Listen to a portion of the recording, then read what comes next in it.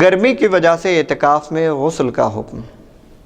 کسی کو احتلام نہ ہوا ہو، نہانے کی ضرورت نہ ہوئی ہو، صرف گرمی کی وجہ سے اگر کوئی نہانا چاہے اس کے لیے کیا حکم ہے بیان فرما رہے ہیں۔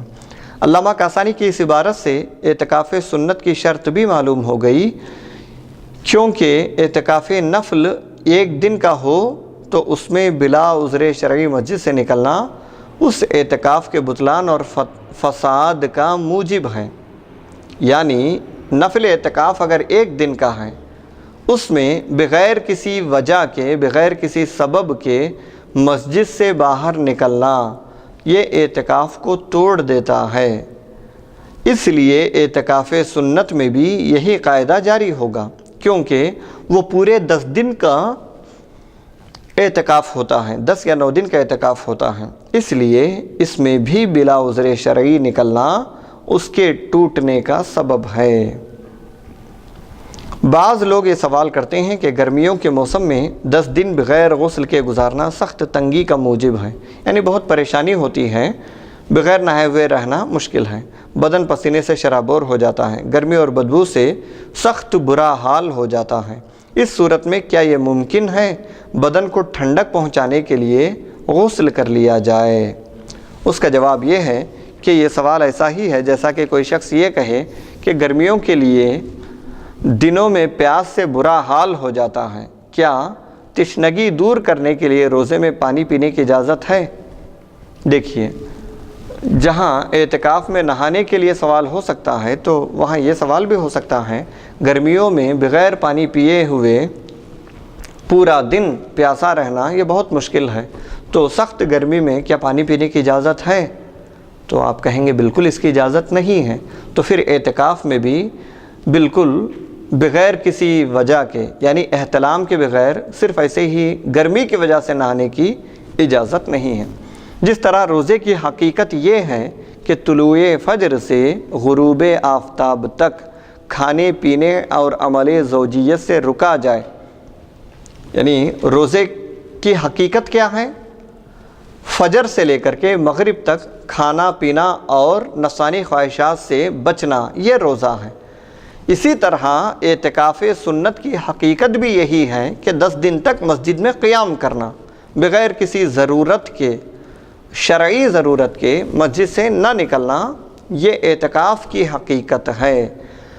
اور ایک بار بھی بغیر حاجت انسانی کے، بغیر ضرورت شرعیہ کے، شرعی ضرورت کیا ہے؟ انسانی حاجت کیا ہے؟ انسانی حاجت جیسے کھانے پینے اور استنجا وغیرہ کے لیے جانا، یہ انسانی ضرورت ہے۔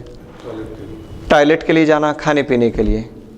مسجد میں کوئی اکیلا اعتکاف کے لیے بیٹھا ہوا ہے، افطاری کے لیے کھانا نہیں آیا، انتظار کرتے کرتے اس کا برا حال ہو گیا، کوئی کھانا دینے والا نہیں، مسجد میں کچھ کھانے پینے کی چیز بھی نہیں، اب وہ اس ضرورت کو پورا کرنے کے لیے باہر جا سکتا ہے، یہ انسانی حاجت ہوئی، اس کے بغیر کوئی چارہ ہی نہیں ہے۔ شرعی ضرورت جیسے جمعہ کی نماز پڑھنے کے لیے جانا، احتلام کے بعد غسل کرنا، یہ شرعی ضرورت ہے۔ گرمی کے لیے نہانا یہ نہ شرعی ضرورت میں آتا ہے نہ انسانی ضرورت میں آتا ہے، نکلنے سے اعتکاف باطل ہو جائے گا۔ ان دونوں کے علاوہ کسی بھی وجہ سے آپ نکلیں گے اعتکاف ٹوٹ جاتا ہے، اعتکاف ختم ہو جاتا ہے۔ نیز اعتکاف کو اس پر اللہ تعالیٰ نے تو فرض نہیں کیا، یا تو انسان نظر مان کر اعتکاف کو خود فرض کر لیتا ہے یا اعتکاف سنت کرتا ہے، ایک دن کا نفل اعتکاف کرتا ہے۔ یہ اعتکاف اگر کسی کو ایسا محسوس ہو سخت گرمی میں نہائے بغیر رہنا بہت مشکل ہے، تو یہ اعتکاف کوئی فرض تو نہیں ہے کہ ہر حال میں آپ کو اعتکاف رکھنا ہی ہے، ایسی کوئی بات نہیں ہے، بلکہ اعتکاف سنت ہے۔ اگر آپ کے لیے سہولت ہے، آپ سمجھتے ہیں کہ اس کو میں نبھا لوں گا تو اعتکاف کریں، ورنہ کوئی بات نہیں۔ اور جو انسان یہ سمجھتا ہے کہ یہ بہت مشکل ہے، دشوار عبادت ہے، تو اس کو 10 دن کی اس مشقت کو اٹھانے کے لیے کون مجبور کر رہا ہے؟ کس مسنون عبادت کی شرعی حدود میں ترمیم کا مطالبہ کرنے سے کہیں بہتر ہے کہ وہ اس عبادت کو اپنے ذمے نہ ڈالے۔ جو مصنون عبادت ہے، جو سنت کے مطابق جو عبادت ہے، اس کو بگاڑنے اور اس میں گنجائشیں نکالنے کی بجائے اگر کسی کو یہ عبادت اتنی مشکل نظر آ رہی ہے تو بہتر ہے کہ وہ ذمہ داری قبول ہی نہ کرے، وہ سرے سے اعتکاف ہی نہ بیٹھے، یا ہمت کر کے بیٹھ جائے، لیکن کوئی مجبوری زبردستی دباؤ نہیں ہے۔ صحت اعتکاف کی شرائط، یعنی وہ کون سی شرطیں ہیں؟ جی بولیے۔ اسی صاحب اس میں یہ جو مسئلہ جو علامہ غلام رسول سعیدی رحمۃ اللہ علیہ اس میں جو بیان کر رہے ہیں، دراصل وہ مسئلہ یہ ہے کہ اگر مسجد میں پانی نہانے کی جگہ نہ ہو اور نہانے کا یہ لیے جو جگہ ہے وہ باہر ہے مسجد کے، تو نہانے کے لیے باہر جانا، یعنی اگر اس کو احتلام نہ ہوا ہو تو نہانا غسل فرض ابھی اس پر نہیں ہوا، اور صرف گرمی کی وجہ سے وہ نہانا چاہتا ہے، جسم میں کھجا رہا ہے اور اس کی بے چینی ہو رہی ہے، سڑی بدبو آ رہی ہے، پسینے کی بو آ رہی ہے۔ دیگر مسجد میں بیٹھنے والے جو اعتکاف، جو معتکف ہیں، جو اعتکاف بیٹھنے والے دوسرے لوگوں کو اس کی بدبو سے تکلیف ہو رہی ہے، اس کے اندر سے جو سڑی بدبو آ رہی ہے اس سے جو تکلیف ہو رہی ہے، تو اس کے لیے انہیں نہانے کے لیے باہر جانے کی اس کو اجازت نہیں ہے۔ یعنی اگر مسجد میں ہی نہانے کے لیے جگہ فراہم کی جائے، اگر مسجد میں ہی حمام موجود ہو، واش روم موجود ہو، نہانے کی سہولت ہو، تو ایسی صورت میں کیا ہوگا؟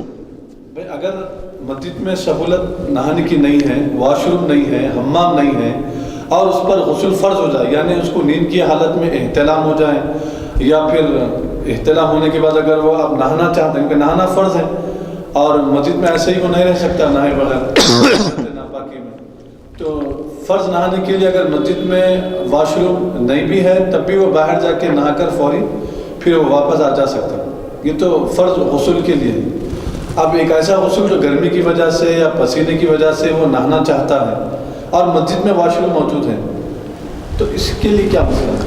اس کے لیے یہ ہے، مسجد کے حدود دیکھے جائیں گے، مسجد کی حد کیا ہے۔ مسجد کی حد جہاں پہ نماز ہوتی ہے وہ مسجد کی حد ہے۔ وضو خانے کو بھی علماء نے مسجد سے باہر قرار دیا ہے، بغیر کسی وجہ کے آپ وضو خانے پہ بھی نہیں جا سکتے۔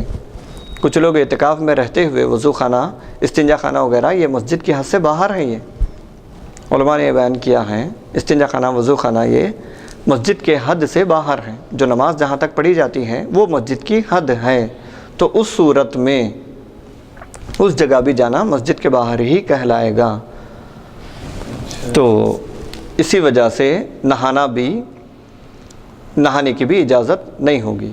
مسجد کی حد عام طور پہ لوگ یہ سمجھتے ہیں جہاں تک مسجد کی باؤنڈری ہے وہ مسجد کی حد سمجھتے ہیں، نہیں، بلکہ وضو خانہ، استنجا خانہ وغیرہ بھی مسجد سے باہر شمار کیے جائیں گے۔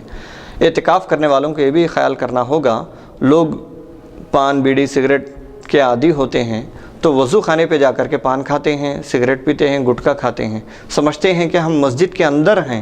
یہ بالکل غلط فہمی ہے۔ مسجد کی حد وہ نہیں ہے، مسجد کے حد میں وضو خانہ، استنجا خانہ وغیرہ نہیں آتے، اور گٹکا، پان، سگریٹ یہ کوئی انسان کی ضرورت نہیں ہے کہ اس کی وجہ سے مسجد کے حد پار کر کے جانے کی اجازت دی جائے۔ بالکل یوں ہی نہانے کی اجازت بھی جو نہیں دی گئی اس کی وجہ یہی ہے کہ حمام مسجد کے حد میں نہیں آ سکتا۔